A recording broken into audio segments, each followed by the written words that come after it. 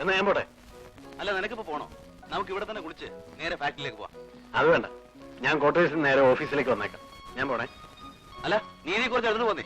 ഞാനിതൊക്കെ അങ്ങോട്ട് കൊണ്ടുപോയിട്ട് എന്ത് ചെയ്യാനാ? അപ്പൊ ഒരു കാര്യം ചെയ്യാം, വൈകിട്ട് നമുക്ക് ഇവിടെ കൂടാം. അതാ നല്ലത്. Yes sir.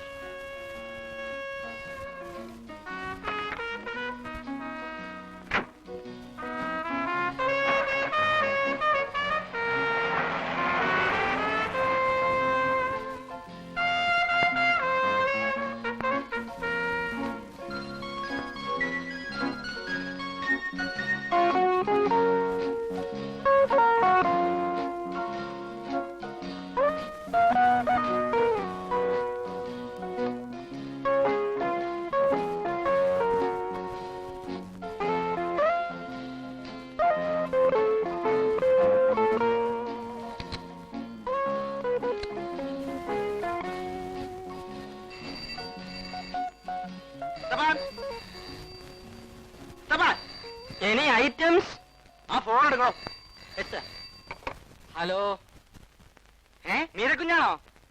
ഞാൻ സാറിനെ വിളിക്കാം. സാറേ, മീരന്ന് പൂനെക്കുഞ്ഞ് പൂനെന്ന് മീരക്കുഞ്ഞ് വിളിക്കുന്നു. പൂനെന്ന് മീരക്കുഞ്ഞ് വിളിക്കുന്നു. Hello, good morning. എന്തൊക്കെയുണ്ട് വിശേഷം? ഹണ്ടിങ്ങിന് പോയിട്ട് ഇപ്പൊ വന്നതേ ഉള്ളൂ. നിന്റെ ഫേവറേറ്റ് സാധനം കിട്ടിയിട്ടുണ്ട്, മുയല്. അവിടെ ഇരുന്ന് കൊതിച്ചോ. പാഴ്സൽ അയക്കാനോ? ഫ്രൈ ചെയ്ത് പാഴ്സൽ അയച്ചാലേ അവിടെ എത്തുമ്പോഴേക്കും മുയലിന് കാട്ടുമാക്കാന്റെ ടേസ്റ്റ് ആയിരിക്കും. എക്സാം കഴിഞ്ഞോ? എങ്ങനെയുണ്ട്? രക്ഷോടോ? നാളെയോ? സർപ്രൈസ്. മോർണിംഗ് ഫ്ലൈറ്റിനോ? Is it? I will come to the airport. Okay.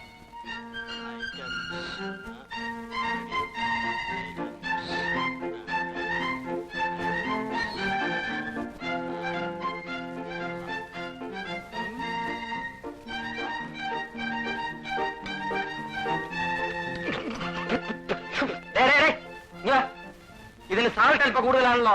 അങ്ങനെ ഒരു വഴിയില്ലല്ലോ. എടാ, നീയെല്ലാം കൂടി എന്റെ സാറിന് കിഡ്നി ട്രബിളും ഡയബറ്റീസും ഒക്കെ വരുത്തി വെച്ച് ഷെഡിക്കേറ്റ് ഇരുത്താനുള്ള പരിപാടിയാണോടാ? പോ.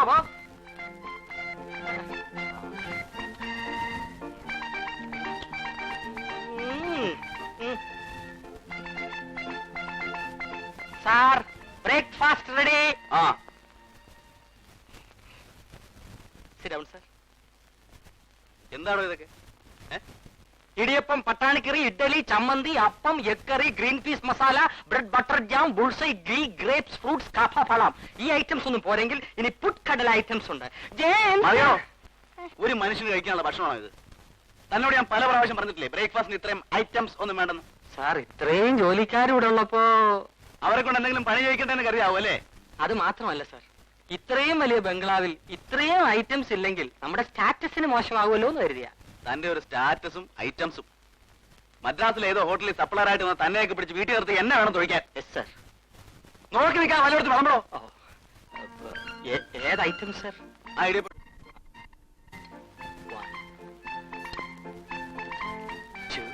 Any side dish? ഇവിടെ നാപ്കിൻ ഒന്നുമില്ലോ തുറക്കാൻ? നാപ്കിൻ ഉണ്ട് സാർ. ജെയിംസ്,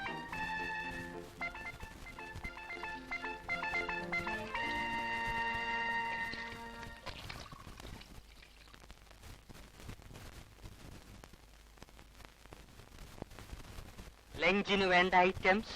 മനുഷ്യർക്ക് വായിൽ വെച്ച് തിന്നാൻ കൊള്ളാവുന്ന എന്തെങ്കിലും ഉണ്ടാക്കിയാൽ മതി. ഇനി പ്രാൺ ഐറ്റംസ്. നീ ഈ ഐറ്റംസ് പറഞ്ഞു വന്നാലുണ്ടല്ലോ തന്നെ ഇടിച്ചു പിഴിഞ്ഞ് തന്റെ പ്രാണൻ ഞാൻ എടുക്കും.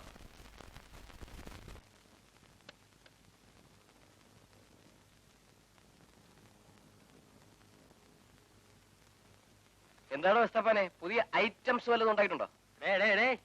കോസിന് ഐറ്റംസ് ഒക്കെ തന്ന് പന്നിക്കുട്ടിയൊപ്പം ഇരിക്കുന്നായിട്ടില്ലേ? രാവിലെ നമുക്ക് ടൂത് വന്നോ? 10 വർഷമായി ഇവിടെ വന്നിട്ട്.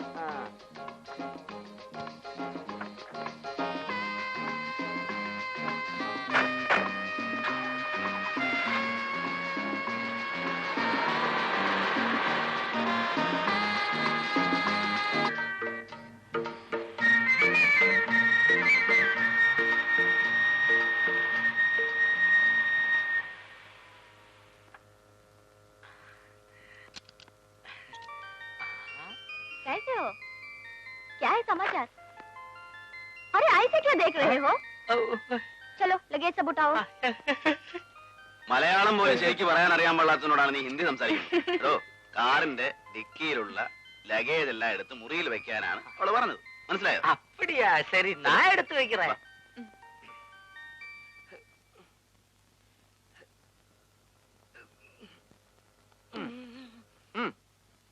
ഈ ഐറ്റം താൻ കൊണ്ടുവന്നാ മതി.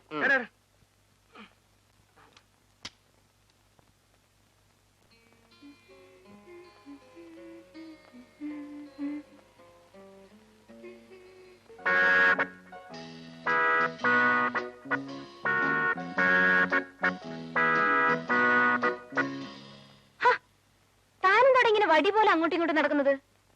ആരും ഐറ്റംസ് ഒന്നും ഓർഡർ ചെയ്യുന്നില്ല. യെസു, കുടിക്കാൻ എന്താ ഉള്ളേ? എന്നെ കുഞ്ഞ് എസ്തു എന്ന് വിളിക്കുമ്പോ ക്രിസ്തു എന്ന് വിളിക്കുന്ന പോലെയാണ് എനിക്ക് തോന്നുന്നത്. എന്നെ എസ്തപ്പാൻ എന്ന് വിളിച്ചാ മതി. ഞാൻ യെസ്തുനെ വിളിക്കും. എനിക്ക് അങ്ങനെ വിളിക്കുന്ന ഇഷ്ടം. Short name. കുഞ്ഞിന്റെ ഇഷ്ടം. കുഞ്ഞിന് കുടിക്കാൻ എന്ത് ഐറ്റംസാ വേണ്ടത്? സ്കോച്ച്, വിസ്കി, ബ്രാൻഡി, ബിയർ, ജിൻ, വൈൻ, വോഡ്ക? എടോ, ഞാൻ ചേട്ടനല്ല, ചേട്ടന്റെ അനീതിയാണ്. അറിയാം. വലിയ വലിയ വീട്ടിലെ പെൺകുട്ടികൾ ഈ ഐറ്റംസ് ഒക്കെ കഴിച്ചില്ലെങ്കിൽ അവരുടെ സ്റ്റാറ്റസിന് കുറവാണ്. ഐ മീൻ, താൻ വാചകം അടിക്കാതെ വല്ല കൂൾ ഡ്രിങ്ക്സ് ഉണ്ടെങ്കിൽ പറ. ഓറഞ്ച്, ലെമൺ, ഗ്രേപ്പ്, ബദാം, പൈനാപ്പിൾ, ആപ്പിൾ. കുഞ്ഞിന് ഏത് ഐറ്റംസാ വേണ്ടത്? താൻ പോയി ഒരു ആപ്പിൾ ജ്യൂസ് കൊണ്ടുവാ. By the way, mixie not working, no current today. Items late. 7 minutes, please. എന്താണ് അത്തപ്പം പറയുന്നത്? ഒന്നും പറയണ്ട. എന്ത് പറ്റി? ഞാൻ കുടിക്കാൻ വല്ലതും ഉണ്ടോ ചോദിച്ചപ്പോ സ്കോച്ചിന്റെ കാര്യമാണ് പറയുന്നത്. ചേട്ടൻ ഇപ്പൊ മുടങ്ങാതെ കുടിക്കുന്നുണ്ടാവും. അതിന്റെ ഓർമ്മയാണ് അയാൾക്ക്. ഞാൻ വല്ലപ്പോഴും കമ്പനി സേക്കിന് വേണ്ടി ഒരു സ്മാള്, അത്ര സ്മോളിൽ തുടങ്ങി ഒരു ബോട്ടിൽ കുടിക്കുമല്ലേ? ലാലുവേട്ടനും ഉണ്ടാവും കമ്പനിക്ക്. പിന്നത്തെ കാര്യമൊന്നും പറയാനില്ലല്ലോ. ഇവിടെ ചോദിക്കാനും പറയാനൊക്കെ ആരും ഇല്ലാഞ്ഞിട്ടാ. ഇനി ഞാൻ കാണിച്ചു തരാം. നീ വല്ലാതെ ക്ഷീണിച്ചു പോയല്ലോ. ദേ കുടിക്കുന്ന കാര്യം ചോദിക്കുമ്പോ മറിക്കാൻ നോക്കണ്ട. ഇനി ഞാനിവിടെ അടങ്ങി ഒതുങ്ങി കഴിഞ്ഞോളാവേ. അങ്ങനെ വഴിക്ക് വാ. ഞാൻ ഫാക്ടറിയിലേക്ക് പോവാ. നീ വരുന്നോ? ഇൻസ്പെക്ഷൻ ഞാൻ വരുന്നുണ്ട്. കറപ്ഷൻ എന്തെങ്കിലും ഉണ്ടോ നോക്കട്ടെ.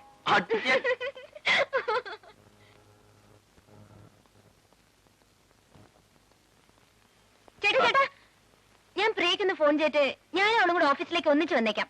ശരി. ചേട്ടൻ പ്രിയെ കാണാറുണ്ടോ? എനിക്ക് വേറെ ജോലിയില്ലേ? ജ്യൂസ്.